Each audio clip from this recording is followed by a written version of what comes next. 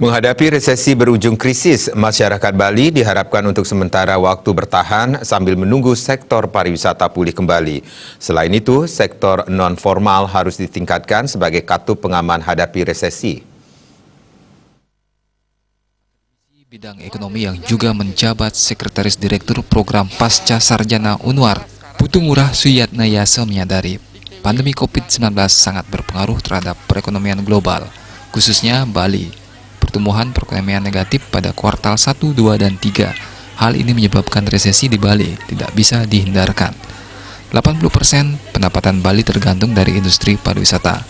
Ketika pariwisata macet, pertumbuhan ekonomi tak bisa terjadi. Kondisi berbeda dialami di Indonesia secara keseluruhan karena masih berjalan ekspor pertambangan, kelapa sawit, dan perikanan.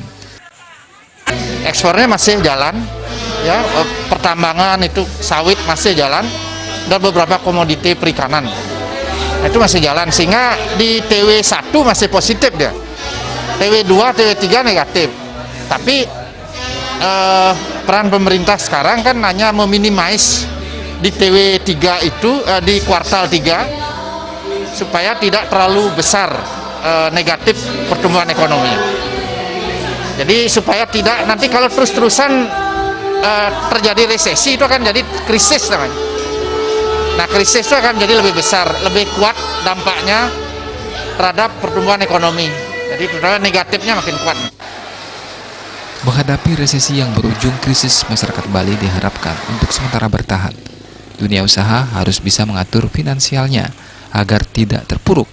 Sesama pedagang dalam pemasarannya harus bisa kerjasama dan saling membantu. Ke depan semua UMKM harus bisa memasarkan hasil produksinya secara daring atau online. Saat ini sebagian besar sektor UMKM belum tersentuh internet, sehingga adaptasi terhadap teknologi informasi harus ditingkatkan. Sejatinya katup pengaman resesi di Bali berada di sektor non-formal. Terbukti banyak anggota masyarakat bisa bertahan dengan membuka usaha, meski berskala kecil. Artaye,